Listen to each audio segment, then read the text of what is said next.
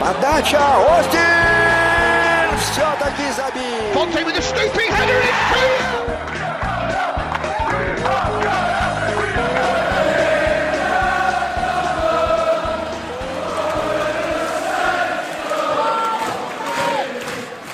Hello and welcome to another episode of the Southampton Delivery Podcast, a podcast dedicated to the Southampton Football Club and all of the SFC fans. My name is Matt Markstone, and whether you are a first-time listener or you are a return listener, I'd like to welcome you to the show. Thank you for downloading and taking the time to make this part of your day. And I hope whatever you are doing while you listen, I hope it makes it more enjoyable. And if it doesn't, I apologize and we'll try again next time. On today's show, we're going to talk with two guests, the first being Harry Holder. You can find him on Twitter at HarryHSFC, and we'll talk with him about the Wolves match. He wrote the match report for the Saints report on the match, and so we'll talk to him all about that. And then we'll talk to Christian Candler. And if you've been listening a while, if you remember Christian Candler, I spoke with him way back on the episode either 7 or 8 about the EFL Cup final. We talked that day, the day of the final, just after it. And so it's been a while since we talked, but we have talked before, and we've kind of been in contact since then. And it was a real pleasure to catch up with him and everything that's kind of gone on with him. I'll save that for the actual interview. But safe to say, he does write for the Saints Report. He also writes for SB Nation, EIF Soccer, and also Breaking the Line. So he's got lots and lots of writing out there. Not all of it on Saints FC, as you'll hear, but a real pleasure to kind of catch up with him there. So we'll get to both of those interviews coming up shortly. But before we do that, I just wanted to give a quick shout out to Maya Yoshida. Not that he's actually listening, but he signed a new contract this year. He was kind of our last kind of major squad player, who wasn't signed to at least a 2 or 3 year deal.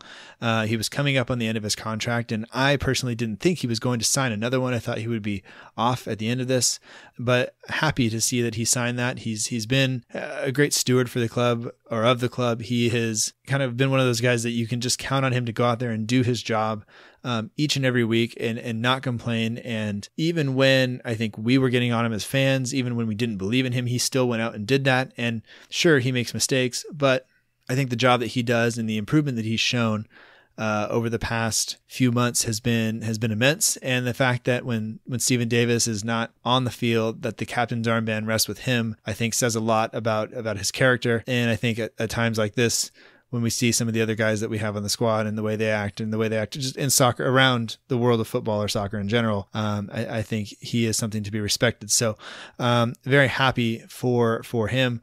It does not necessarily mean that I think he should be our starting center back, but I do think that he is an example of kind of how players should maybe conduct themselves, but not to get up on a soapbox or anything like that. This week, there's been a lot of things that have gone on. Obviously, we're out of the EFL Cup. We managed to take some points off Huddersfield. Granted, they're a newly promoted side, but they hadn't dropped any points yet.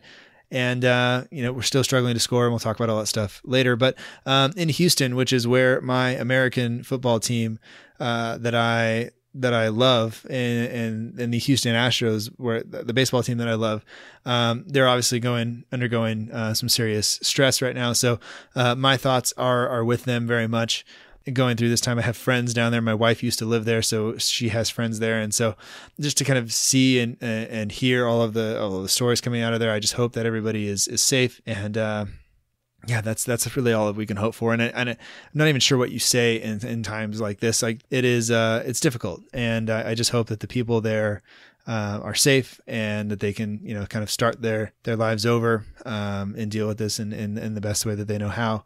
And I pray that we can all kind of support them in that, in whatever it is, whatever ways that we can. So all that being said, looking forward to bringing you this episode. It was a lot of fun to make, a lot of fun to talk to both Harry and Christian. And before we get to that, just wanted to say thank you to everybody who reached out last week. Wish me a happy birthday. I really do appreciate it. Slightly overwhelming, but as Chris Rand said, kind of just push your feelings down. And so that's what I'm going to do, and just say thank you, and I appreciate it. So let's go ahead and get to the interview. We'll go to Harry first. Once again, you can find him on Twitter at HarryHSFC. And here's my chat with him about the Wolves match.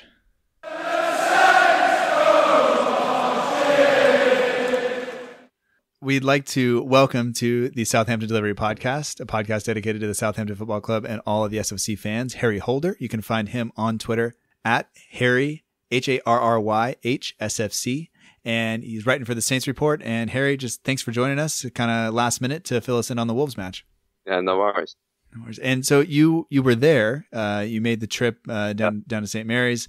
And after last season's cup run, I think we were all hoping we would go deep into this and make a real go of it. But obviously, we know the result at this point didn't quite happen. But since I was not able to be there, and you wrote the match report for the Saints Report, was hoping that you could kind of walk us through it just a little bit. Yeah, sure. Now, when the lineup came out, were you in the ground at that point when the lineup came out? Did you get there early or no? No, I got there about 15 minutes before kickoff. When I saw the lineup, it looked like we were playing just a standard formation. But if you kind of looked at the personnel, I think people quickly started to figure out that wasn't what was going to happen. What was going to happen. But when you realized that we were playing a back three with Bednarak, Yoshida, and Stevens, what did you make of that? I was quite surprised. Yeah, when the team sheet came out, they had Stevens at CDM alongside Romeo. So I was a bit miffed by that. But then to see when we were actually playing a back three, I thought, let's see how it plays out. Obviously, Wolves aren't the strongest opposition, but then that's not going to be our first choice back three, especially with Hoyt who's come in, especially if we do play a back three. But I thought, I think Pellegrino has used a back three before in Spain, but I remember under Koeman, when it was going wrong for him, he changed to a back three, and I thought we played well with the back three then. So I thought, let's give it a game, see how it goes. But it wasn't exactly what I was expecting, to be honest. No, and once we kind of learned about it, it made a little bit of sense to me. I think there was some talk of Stevens having played, kind of CDM at some point. Yeah.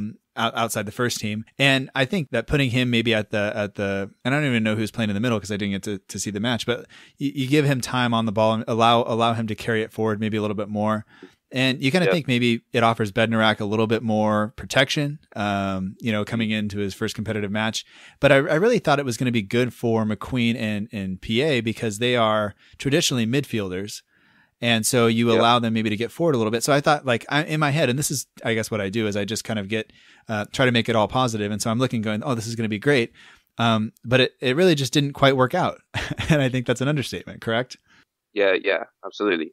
I was pleasantly surprised to see Pierre and McQueen in the lineup. I think they're two good players. I saw Pierre at Middlesbrough at the end of last season. I thought he looked really good there, almost, say Cedric were to leave this summer, which he won't now, but say he was, I think he would give him a little bit of time and a good replacement. And McQueen, I think he's done well wherever he's come in. But, as part of playing as a back three or a back five, they have that little bit more freedom to go forward, which, I think sometimes I feel like maybe Bertrand and Cedric would benefit from that with their crossing abilities, say they were to stay forward and help the attack more.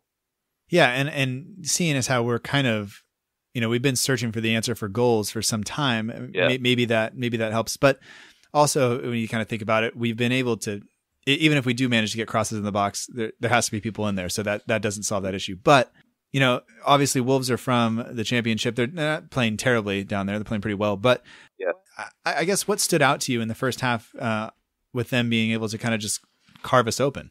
I thought they were set up very, very attacking. They had a big newer Dicko up front, and he did cause a lot of trouble for us, especially in the first few minutes. He had quite a few good chances actually to score, but he couldn't take any of them, unfortunately. I know he was causing problems, and I don't think with our players not really knowing the formation that well, and especially as it's that was the first competitive match, or the first match under Pellegrino we used it in. I think, obviously, there are going to be issues with them finding out about the formation, but looking at the side that we played, I was certainly expecting a bit of a weaker side. So given the players that we had out on the pitch, I don't think there really should have been any excuses, but I think, they just set off on the front foot really well. That did catch us out prize a little bit. Yeah, I mean, you kind of hope that you have a team full of Premier League talent that you just kind of can go tell them, go play football, and they'll take care of the side that's not as good. But it didn't quite work that way. Going forward in the game, did we create any chances that we were just unable to take, or how did the offense look in that formation?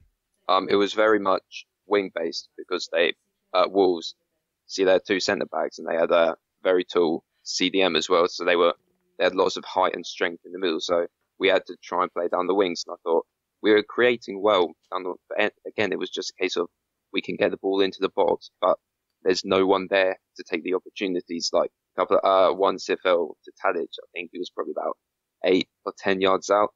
And he just blazed it over the bar. And then a similar one with Cade, where I had the chance it fell to him completely unmarked, but he just wasn't being able to take it. So whether that's an issue with shooting or whether it's just the individual player's composure and the right opportunities falling to the wrong players, I don't know. As the game went on, how were the fans reacting to us kind of not being on top necessarily and not scoring and eventually going behind? Frustration. Yeah, I think everyone, when this tie was drawn, they would have thought, that's good. It's an easy home tie, or well, it should be easy given the players, given the squad that we've got. But then we're expecting some sort of performance and some sort of good attacking play because, it is a cup match. There are no second chances in the cup. You want to go out and win it. So yeah, frustration, and was a little bit of groaning, a little bit of booing, but it was a bit of a throwback to last season, to be honest, with the sort of atmosphere, not much going on, everyone feeling a little bit down, to be honest. Now, was that frustration? Was it more? I guess was it directed at the manager, or was it directed more at the players that were on the field? I think around where we were saying it was definitely more the players on the field because I think this time around people are giving Pellegrino a chance because he's come in, he's very charismatic, he's sort of even within pre-season won the hearts of quite a lot of, if not all, or definitely the majority of our fans. So I think we're prepared to give him time. But no, yeah, it seems to be the same sort of problems that we were having last season. And you think, well, if it's the same problems, but it's a different manager, then surely that comes down to the players. And that's why I think there was all of the frustration was just directed at the players. All right. And then towards the end of the match, when they put the second one away, at that point, did the kind of morale around the stadium just kind of sink even more? Or were people at that point just like, well, it's over? Or how did people react when that happened? Oh, well, so there weren't actually that many people there, to be honest. I can't really see attendance being over about 12,000 or 15,000, but no, as usual, you're 1-0 down and then you concede another late on. It just starts to empty in there. It just groans. People get up and leave. It was real sense of we've given up. Why should we stay until the end if you're not going to compete on the pitch? Yeah, and I mean, I don't want to make excuses for people, but midweek game, early in the cup, it's obviously we're not going out. Yeah, so you kind of you get it. Any particular player on the Southampton squad stand out to you as having a particularly good game, even though obviously we didn't go through? I did think Sam McQueen, he actually really impressed me, with his forward runs, but playing wing back, he wasn't tested defensively that much. But I suppose he wasn't going to be anyway against Wolves. Definitely not to the standard that we'd want to be having him tested against. But he impressed me. I thought Sofiane Boufal was linking up with McQueen down the left wing in the first half very well. He impressed me in the first half, but then in the second half, he couldn't even seem to get one pass right. Yeah, and that seems to be the kind of way he goes. It's either it's all show and it's fantastic, or he's kind of just falling apart and can't seem to do the basic things, which I think is probably the reason we haven't seen more of him. But hopefully he can kind of rectify that. I mean, I guess, do you think this hurts more since we made it to the final last year and now we're out in the first round? Do you think people were kind of expecting us to go deeper in it this year? Yeah, I do, to be honest. I think, it's the League Cup. It's definitely not the same as the FA Cup. I think it's got a little bit of a special place in Saints fans' hearts, especially after our cup run last year. And we got to the final and played so well and we were unlucky not to win it. So I think everyone was disappointed with the result, and especially, Pellegrino said before the game, I think he said about how he wants to have a good run in the cup, he wants to put on a good performance to the fans, and I think everyone was just feeling a little bit let down by the side, to be honest. Yeah, I can feel that. I remember looking at the score and just going like, well, that's over, and And I guess we have to wait for the FA Cup in hopes that we can get back to Wembley and not just when we go play Spurs. So any final thoughts from you on that match, or you feel like we kind of covered it? Just think, it could be a blessing in disguise. These cup matches, if you do go on a cup run, they take up a lot of midweeks. And now that we've got those midweeks, we can have more time to focus on the next games, more time to rest. So maybe we could see a good run in the league, for example, and then have a real push for European season this season. So, could be a blessing in disguise, and I really hope it is. Yeah. Well, I appreciate you joining the show, and hopefully we'll get you on for a full episode down the line. All right. Thank you.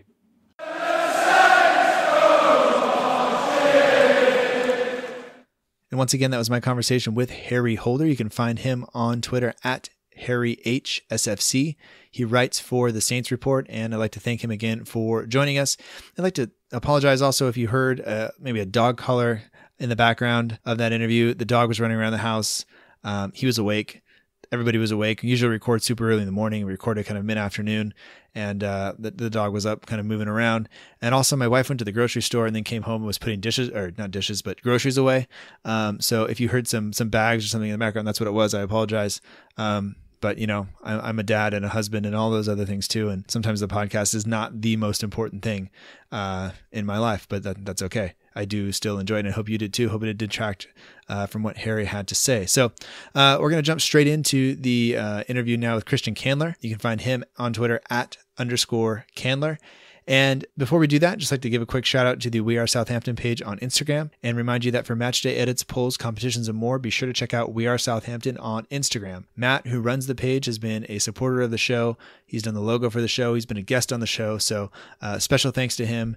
And be sure to check out We Are Southampton on Instagram. The link to that is in the show notes.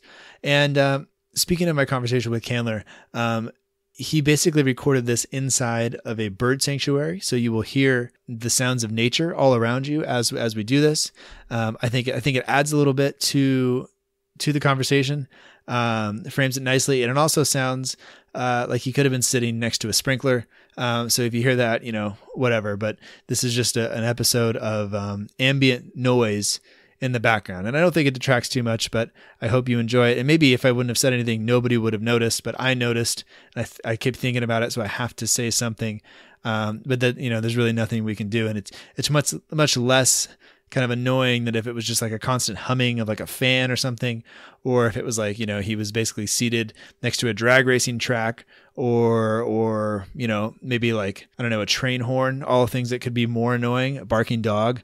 All more annoying than, the sound of sweet, sweet birds making music in the morning sunshine. All right, let's go ahead and go to Christian now before I embarrass myself even more.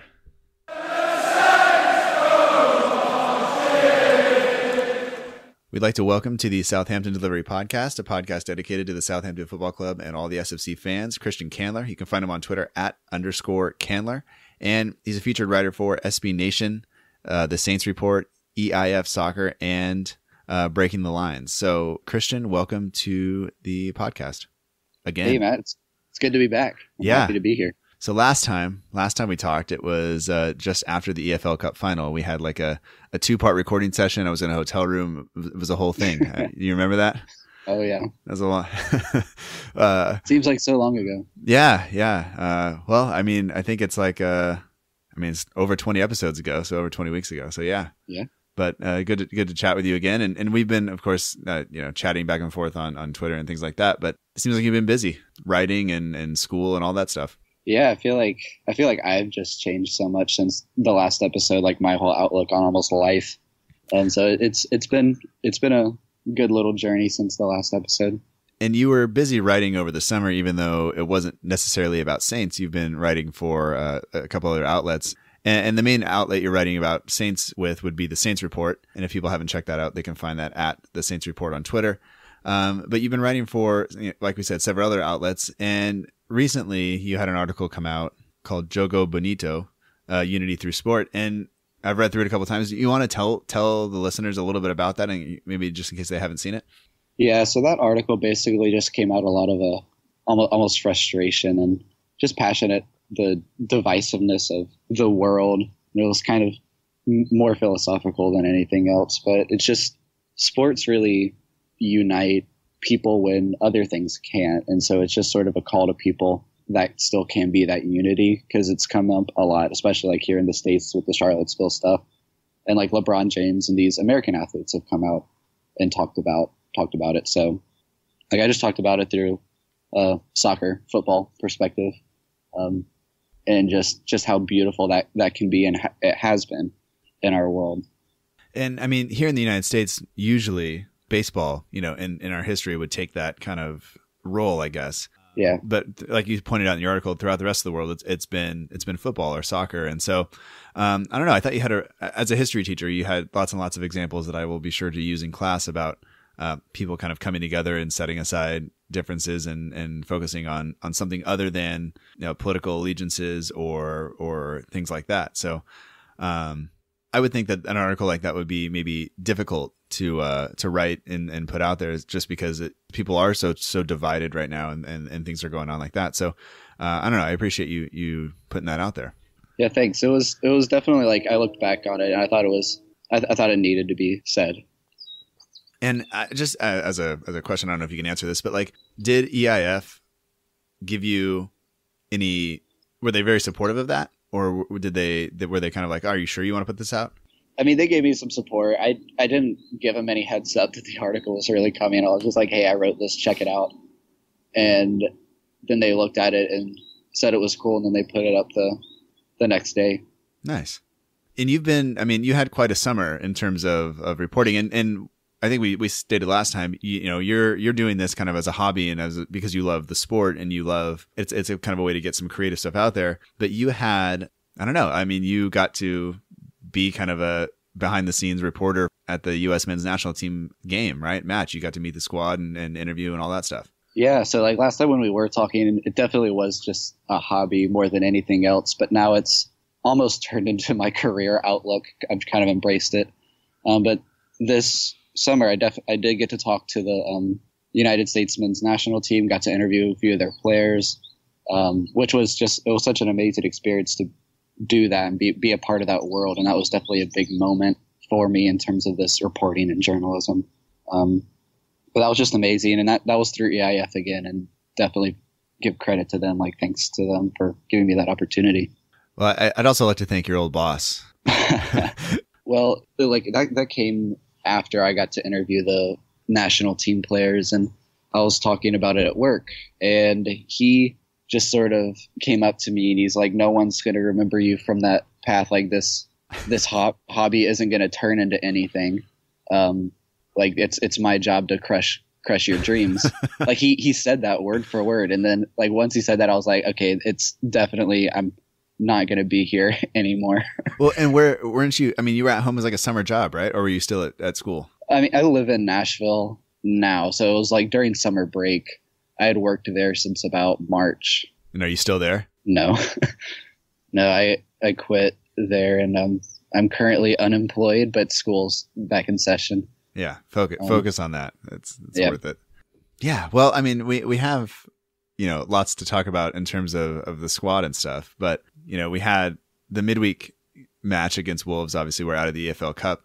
We covered that with Harry a little bit earlier, but we had the Huddersfield match, our first kind of away day of the season. And we also have the kind of the announcement of the international squads. We can kind of talk about who from our squad is going out. So as long as you're okay with that stuff, I say we move on, and we'll take some listener questions and talk about the transfer window kind of at the end.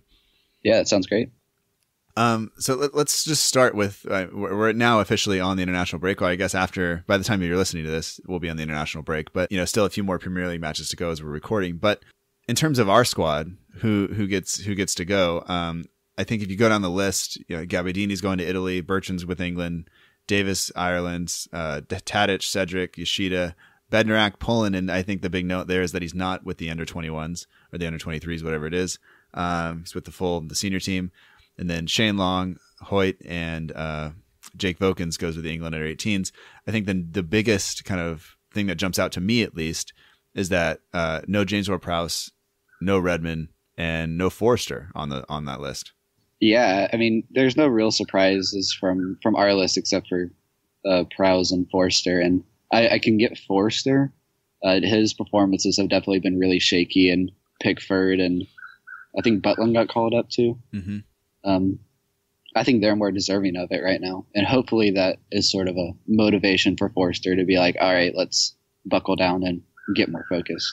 Yeah, I think that, I hate to say this, but going back to the injury, he just hasn't been the same since then. And he's had flashes of being great. And yesterday, even, he put his body on the line a few times. There was like a kind of cross that was swung in, and he just kind of just laid his body out and I think took a kick from the forward kind of coming in and blocked it. But then you look at the cross that came in that he should have easily either been able to punch way out of the area or catch, and he just kind of spills it, and he manages to make the save afterwards. But that's kind of emblematic of what he's done. He's kind of not done the simple things, and he goes 1 week kind of coming out and claiming crosses and punching them away and really commanding the area, and then 1 week where he just doesn't move. And last year, I was hoping that he was going to take that England number 1 shirt, and he just doesn't look like he's going to do that right now. But I don't know. When you look at guys like maybe Tadic, for instance, the job that he's done, people have been on him the second half of last year, myself included, and early this year, and he still goes to Serbia. Is there anybody else on our squad that you hope really can kind of turn things around while they're on international duty and kind of like, really, really come back and have more of an impact for us? Well, I do sort of hope Tadic consistently performs for Serbia. Like, he usually does very well, gets stuck in, and usually he comes back from that international break pretty strong. And so hopefully he just gets that confidence again while on international break.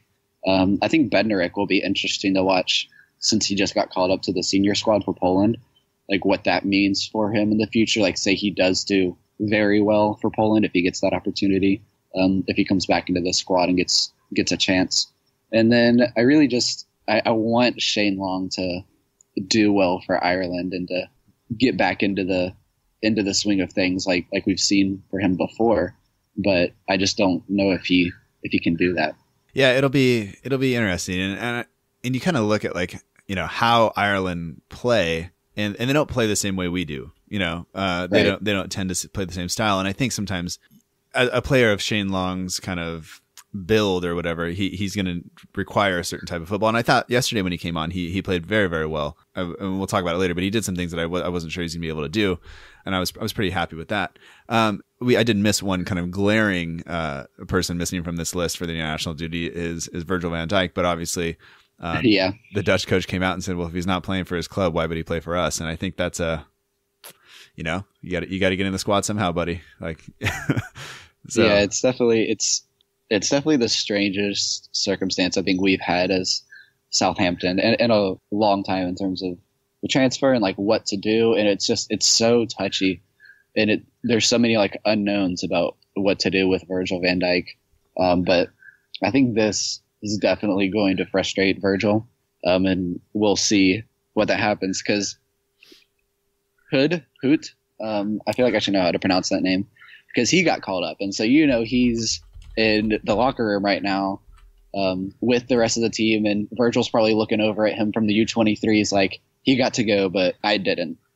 And that's probably, I don't know, that might do something. All right, I'm looking up how to say this again. I'm not good at Dutch.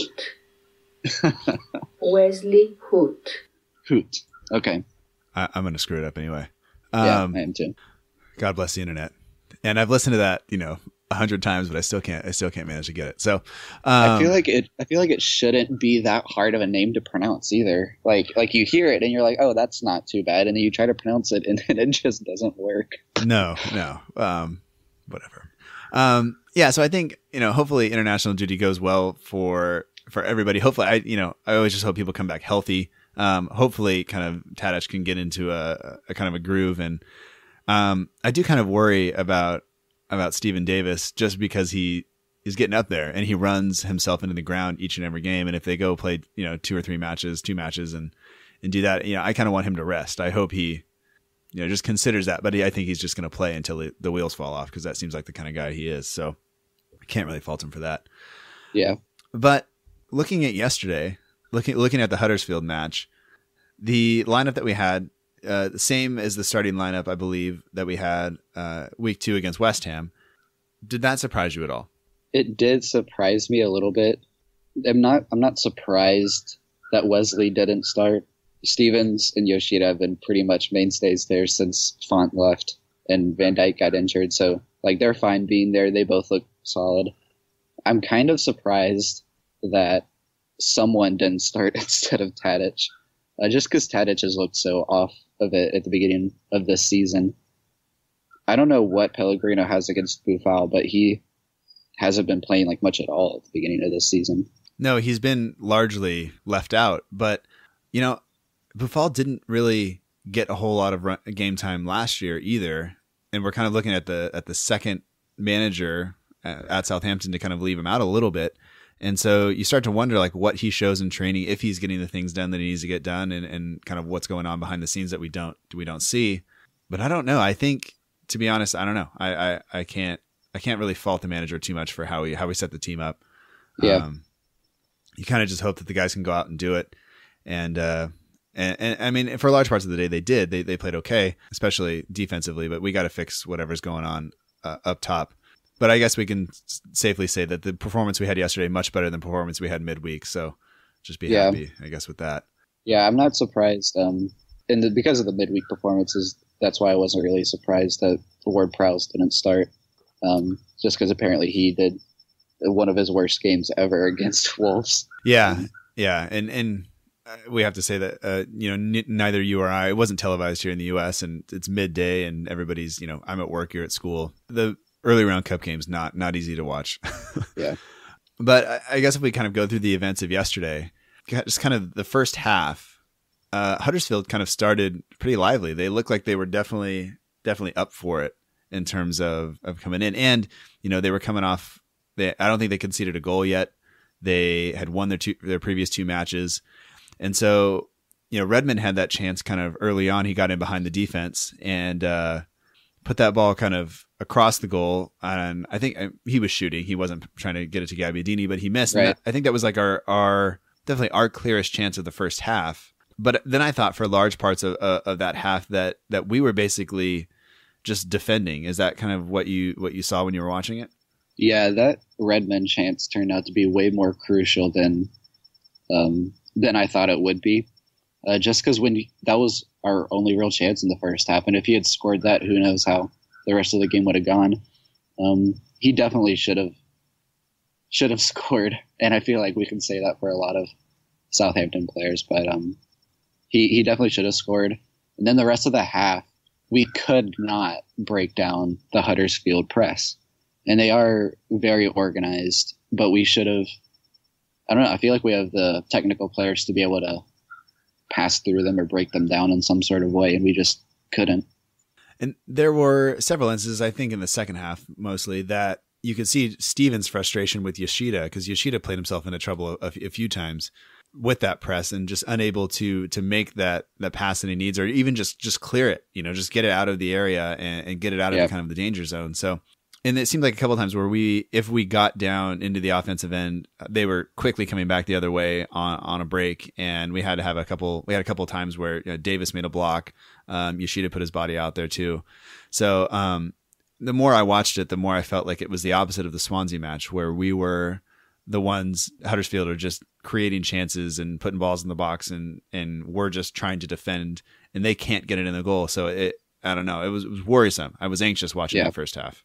In the first half and the beginning of the second half, we weren't moving a lot when we had the ball. We were very stagnant, and whenever we would bring the ball up and get close to the halfway line, there was always a Huddersfield player like right there ready to make the challenge and close that space. And our players weren't moving off the ball very much.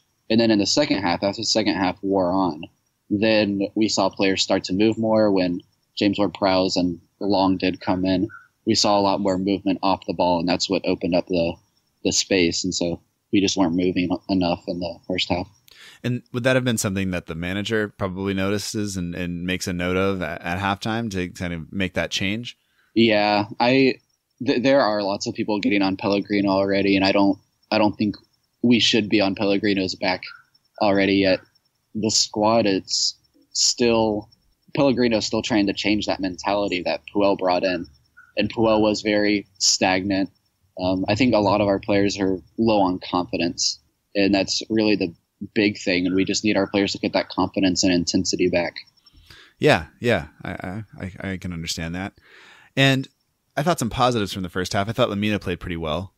Yeah, he's looking like he's going to be a good buy.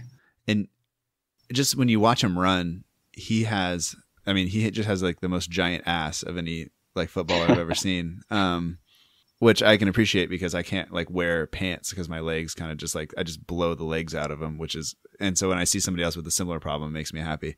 But I thought we looked fairly physical. I thought we looked kind of, sometimes I worry about guys, especially like Buffal, but he wasn't in there, but I worry about guys kind of getting muscled off the ball or things like that. But we looked like we were ready to just kind of go to war, and I'm for that. But Gabbiadini kind of disappeared for large portions of the first half. He was largely absent, and I also didn't think we pressed very well in the first half. I thought that the couple of times that I saw Gabbiadini go forward to press the goalkeeper or a center back, he was going alone, and then guys were arriving late, and then when guys arrive late, then it just leaves giant holes for the opposition to pass through, and then we're outnumbered at the other end. So I thought that normally we're pretty good with that stuff, and the fact that we didn't do it that well worried me.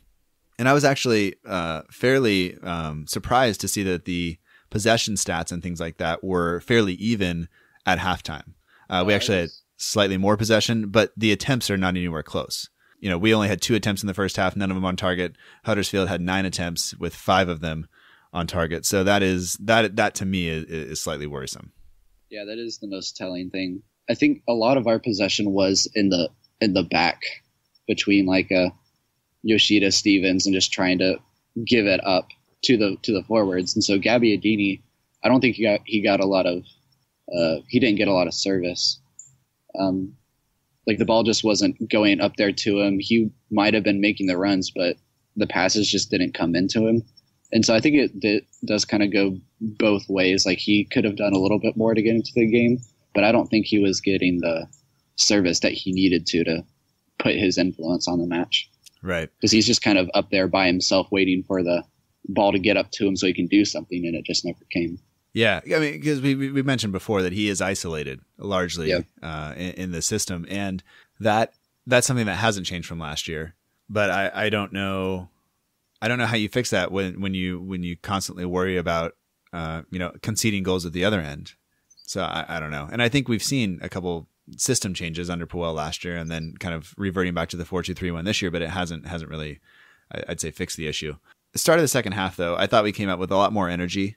I thought whatever happened in the locker room was worked, because I thought we came out and were kind of taking it to them. And whether it's Huddersfield tiring or us just kind of having a better outlook on what we needed to do. I was actually really happy. Stevens got in some sort of wrestling match down with, I don't know who it was, but when that happened, I was like, I kind of like to see that. He looked a little fiery yesterday, and he looked like he was, like I said earlier, willing to kind of, I don't know, be more physical. And he's a guy that wasn't very physical last year, and I think he's kind of growing into that role and not being willing, or being more willing to do that. So yeah, we're starting to see the signs of this intensity come back into the Southampton squad, and I think Pellegrino's bringing that back into our players, and we're just starting to see the signs of that, and hopefully we just keep progressing in that manner. Kind of looking towards the end of the match, as we started to make some subs, Lamina came off for Long in the 64th minute, and when that happens, that means everybody kind of switches positions, and we saw something similar last week when I think he made either the exact same substitution or a similar substitution. And then Gabbiadini offered James Ward-Prowse. And when that happened, that left Long as the central striker. And at that point, I was thinking we're not going to score. When the subs were made, I was definitely in the large group of people that was like, what in the world are these substitutions? We're back with Claude Puel just making crazy subs.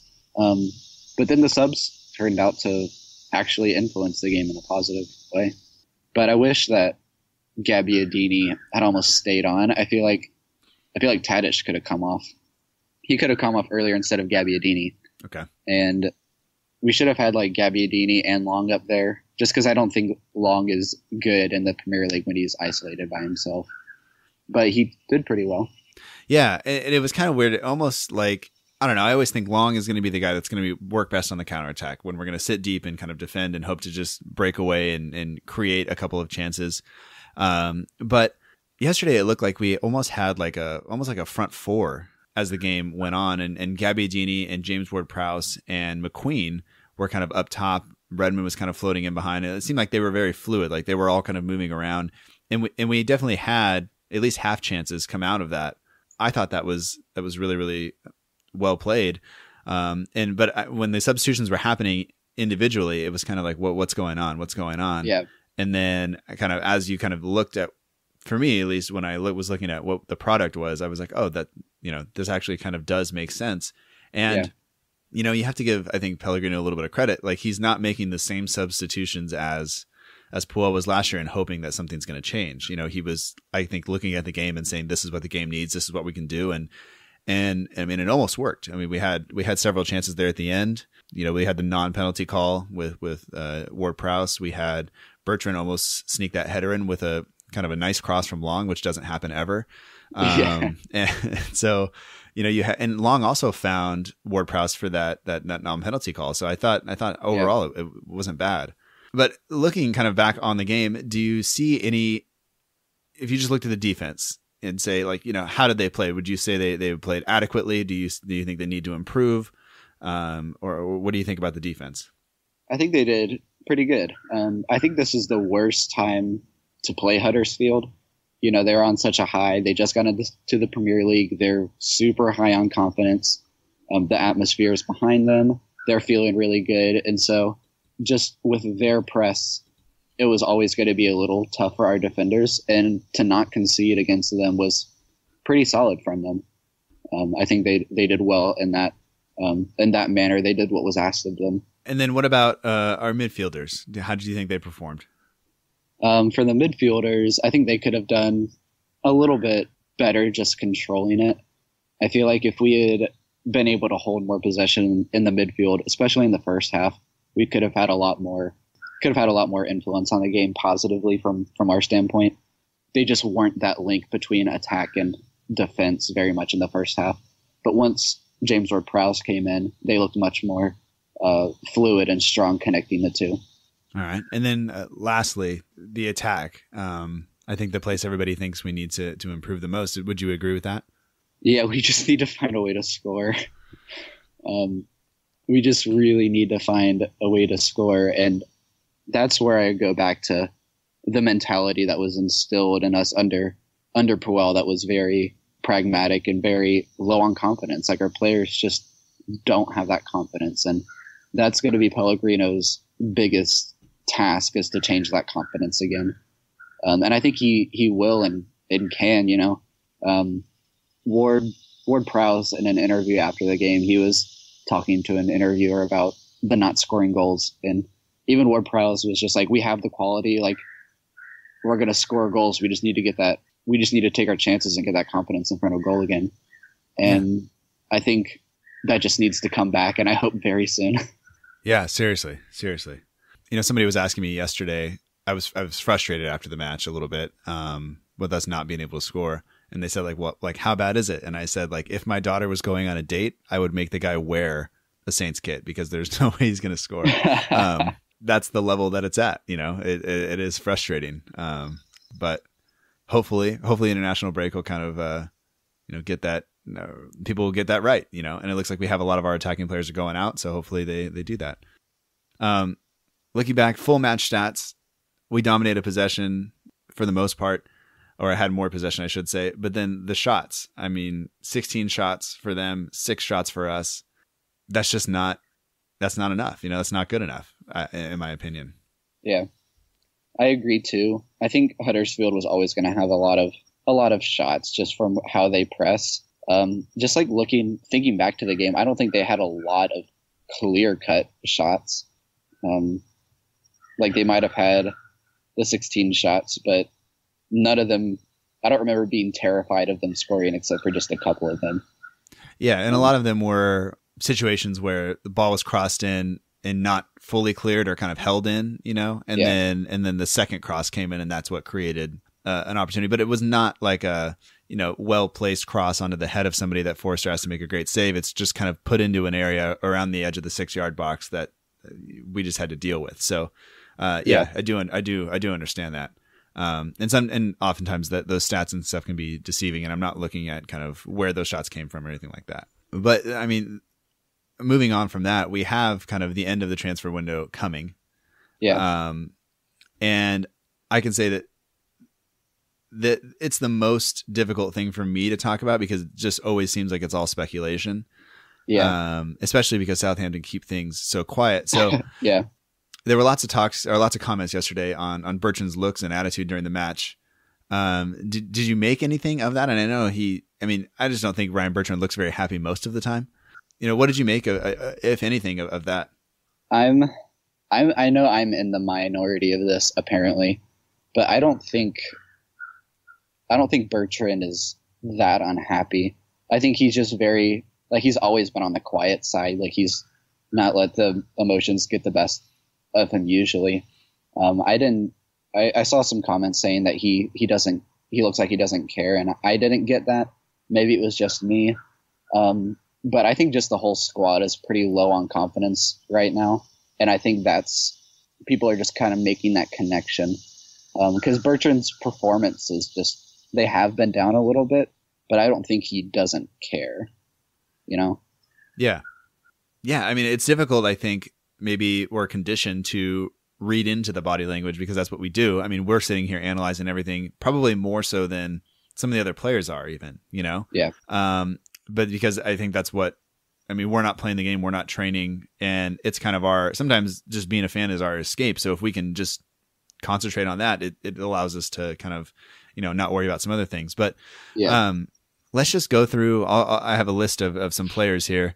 I'll say the name, and then you tell me if you think they're going to be at Southampton on September or at the end of the transfer window. Okay, let's do it. All right. So first one, Ronaldo. Pellegrino's definitely working on bringing him in. It's that Spanish league connection. They definitely have that. I just want to give you an easy one to start with. Next one, Bertrand. Bertrand, yes, he'll definitely be here on September 1st. All right. Other fullback for us, Cedric. Yeah, Cedric will definitely be here. Cedric really loves Southampton. You can kind of tell that he does. I think he'll definitely be here. And then late yesterday, there was some talk of whether or not Virgil van Dijk fired his kind of agent or agency or agent, whatever it is. Do we know if that turned out to be true or not? It turned out to be false. He did not fire his agent. Okay. I saw that this morning. All right. And do you think he will be at Southampton? That's definitely the hardest one you could ask me. I think he will.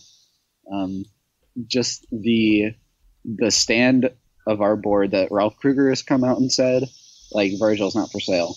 Pellegrino's come out and said he's not for sale. He's going to be here on the 1st of September. And Les Reed said he's not for sale. And so I'm trusting them right now, I don't expect them to change their stance at all. And if they do change their stance, it will be like full-scale riots on the internet, at least from Southampton fans. Yeah, on the Twitter timeline, it will be a real disaster. Yeah. All right, Theo Walcott. I do think we need to get an attacking player, just to help out, but I don't think Walcott will be here on the 1st. I think at this point his wages are too high, and I don't expect Southampton to really go in for him. And I should say that these are I'm just throwing out names that I have heard. I don't care if it's one person say it. I'm just asking. Yeah. Alex Oxlade-Chamberlain. No, I don't think he'll come here. I wish he would. I really like him, but I wish more than anything else on that one. I think for both of those guys too, the Arsenal's wage structure is such that they are having real trouble moving fringe players on because guys are in their final year of their contract, and kind of, why would they go? They're not playing, right? But yeah. Some of them are going to be fringe players no matter where they go. So why would they go somewhere and work harder, and make less money? That doesn't, just in life, that's not really what people do. And you hope that, of course, they want to go on and actually play and stuff like that. But Oxlade-Chamberlain, for the most part, has said he wants to play in the middle and the central of midfield. He's not getting that opportunity there. I don't think he's going to get that opportunity with us either. And Theo, I don't know. I don't really think he's going to take the big wage cut and move back. So yeah. I agree. But now another one of our players, Shane Long. From just what I've heard, I don't think he'll be a Southampton player on the 1st of September. And I think that all hinges on if we bring someone else in.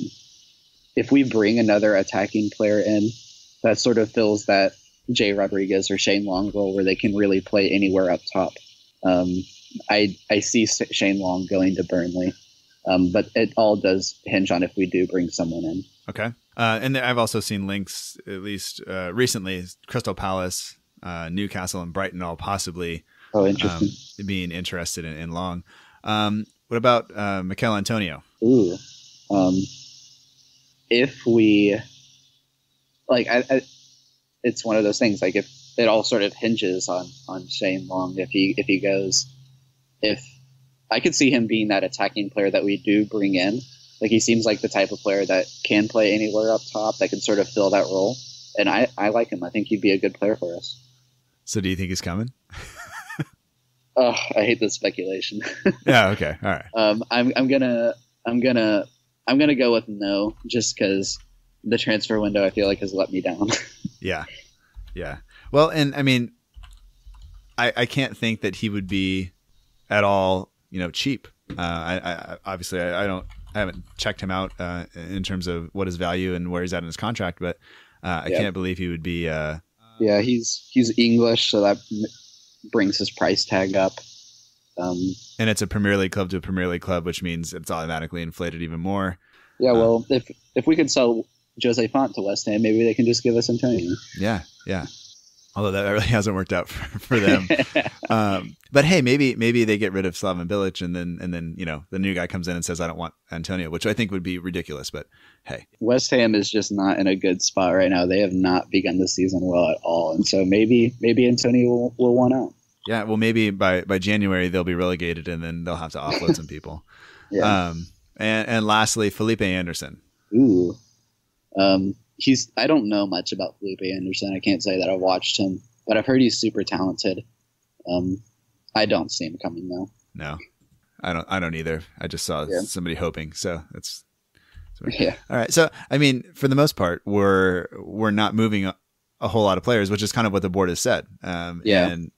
And although I would love to say like, yes, we're bringing this guy in and yes, this guy can go or whatever. I just, I don't really see it. So we'll have to stick around and see if Shane Long does move on. It seems like he's drawing some interest and I don't know. I'm not sure we can get rid of him, especially with Gallagher going out on loan, and only play with the two up top. I don't know if that's going to work out for us, but we shall see. We have some listener questions. We can go ahead and take some of those. I'd like to thank Danny Gregg for being the second person in 2 weeks to ask me why I use the Comic Sans font. Cheers to you. But Jay, who's at FFSJAAY, says that if the decision was down to you, would you sell Virgil van Dijk in the final week of the window? There's so much that goes into play. You have to think about like the toxicity of the dressing room if he does come back. You have to think about the mentality that he'll bring in. You have to think about the fan reaction if you do sell him. And I think it's a big decision for the board. I would not sell Virgil van Dijk in the final week of the transfer window. It would be big for Southampton if we actually put our foot down and was like, no, we're not selling players like we used to. I think it would say a lot if we actually did put our foot down for once. And I think it would give a lot of confidence in the board and for our fans. All right. Jay, who's at SFC_Gem, says, what do you think the main problems at Southampton? We're getting results, but not anything convincing. I think I mentioned this before, but I think it is the low confidence in players. You can look and see players maybe at the beginning of the season last year under Puel and those beginning performances, and now looking at their mentality now. I think it's just that confidence structure that needs to be brought back into the dressing room. And I think Pellegrino's definitely trying that. Like if you look and see what he's saying, like in press conferences and definitely when he came in, he just needs to bring that confidence back. And I think that's the main problem with the Southampton camp right now. You can see it sort of in the fans. You can see it in the players sometimes. Like, they just seem a little shaky, and that comes with confidence. St. Paul, who is at always_a_saint, says, what players do you think we need or will get to turn things around with our attacking creativity? And I think we kind of maybe already addressed that, but do you think anybody comes in to kind of help out with that? I think Pellegrino might look at the beginning of this season and be like, we do need somebody. And hopefully that happens. I don't know. I would love to see Buffal get a better mentality and come in and be that creative outlet, because he can be that. But if we brought somebody, and I'm a big fan of Nicolas Depreville for Lille. I've talked about him all summer. I think he's very creative. It could be that person up top that's super creative. And you mentioned Antonio earlier, like he could be a great player too for up there to help create. All right. Let's see. Dan, who's at Holy Hoiberg, obviously hasn't listened to the first episode that we talked about, because I think we answered this, says, what made you become a fan of Southampton? So Dan, I'm going to direct you back to the first episode with that. And but he also asked who would beat the other in a 1v1 soccer ball, you or Liberty Bellerin. And I'm not even sure if the way he spelled soccer ball means it's a different sport than what I'm thinking, or I didn't know you played one-on-one soccer. I didn't know that was a thing either. So I don't know how you answer this. And I think the connection between you and Liberty Bellerin is that you're both Atlanta fans, correct? We're both Candlers. We're brothers. Oh, well, see, I missed that because Liberty Bellerin tells me nothing about who he is. Yeah, like we're brothers, and so like we obviously both play growing up. I don't know. I feel like since I'm out of shape, he might be able to beat me right now because he's very in shape, and he's playing for the varsity team, and he's doing very well. But if it was me on the varsity team versus him on the varsity team, I'd definitely beat him. Do you play the same position, similar positions? When I played, I was a defensive midfielder, and I'm going to brag on myself for a second, That's but fine. I was so good on the defensive side of midfielder that I got in the all-state team for defense instead of midfield. All right. So I was very good on that defensive side of the ball.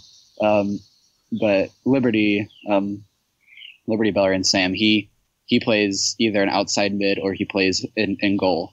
And he is a very good goalie, and he's very good at he's very good at outside mid as well. All right.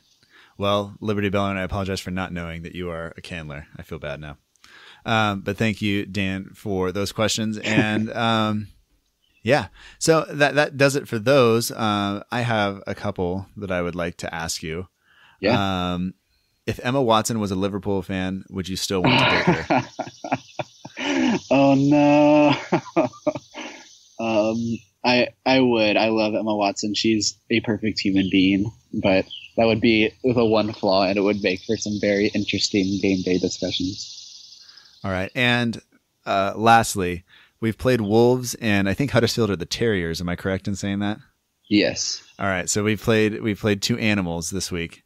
If you could build a starting 11, if you had to pick one animal to play all 11 positions, maybe what would that be? Ooh, that's interesting. Let me think. There's a lot of animals in this world.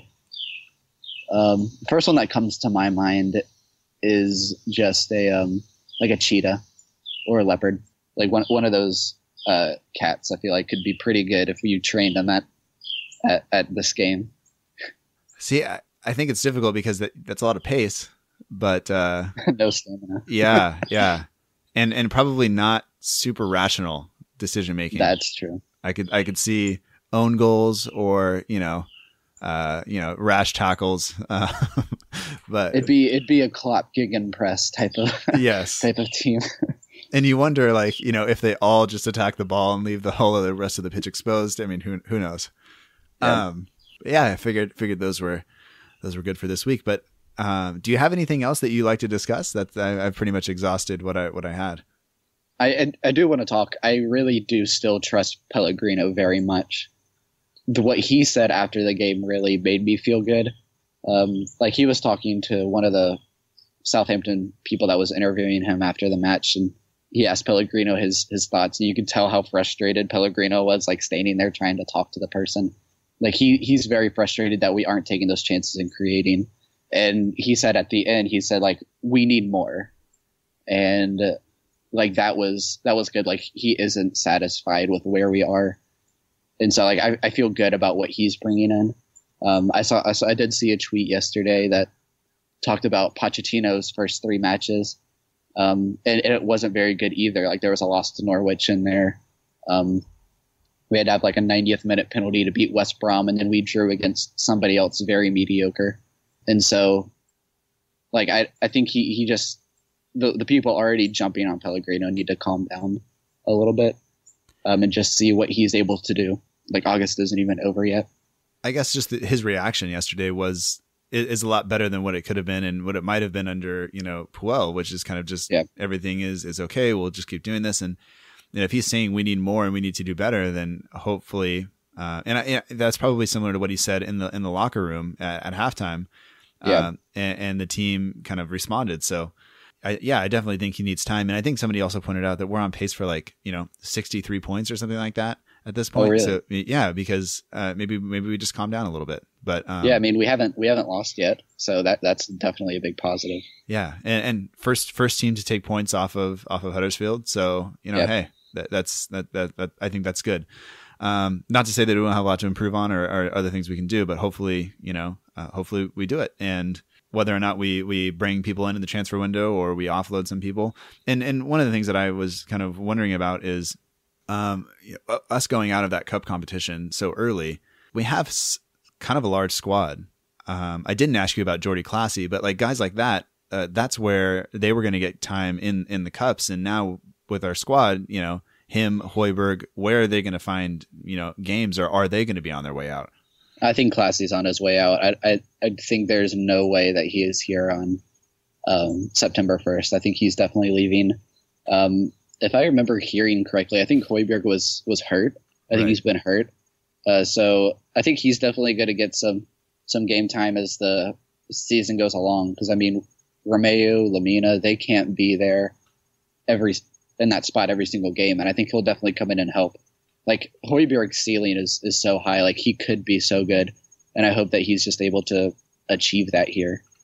Yeah, I would like to see him kind of reach those heights, and I think he can play kind of anywhere in that midfield 3. He can play defensively or kind of in the center up there. So kind of where Davis started yesterday. So I think that would be I think he's going to be around, but I have to kind of agree with you on Classy. I don't think he'll be here, and I don't know why I didn't ask you about him earlier, but.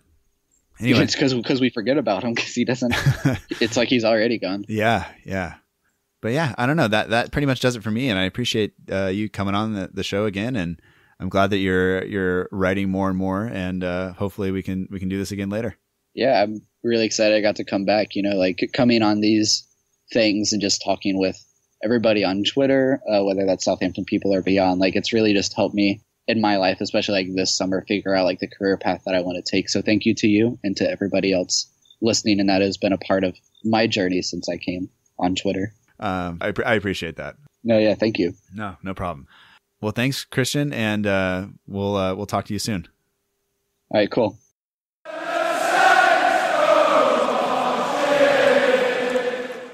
And that does it for episode 34 of the Southampton Delivery Podcast, a podcast dedicated to the Southampton Football Club and all of the SFC fans. I'd like to thank you all for joining us, and I'd like to thank our guests for coming on the show and taking time out of their day to chat with me. So thank you to Christian and Harry. You can follow Harry on Twitter at HarryHSFC. You can follow Christian at _Candler.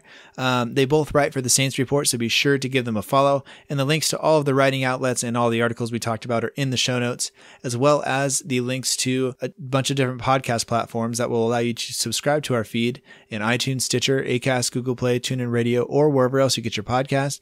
Do that and make sure that you do not miss an episode.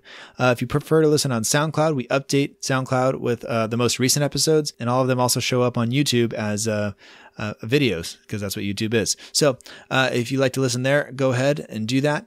If you do go to YouTube, though, you won't actually get a video of anybody's face. It'll just be an image with the sound playing in the background. But some people seem to enjoy that, so go for it. And if you're there, make sure you subscribe to that. Hit thumbs up on the video. That helps too. And yeah, if you're looking for other ways to help, consider writing a review on iTunes. Leave a rating and a review. It really helps other people find out about the show. Really helps us out. So thank you so much for that. But I think that pretty much wraps it up for this week. So thank you for listening. Thank you once again for the birthday wishes, if you were one of those people who reached out and did that.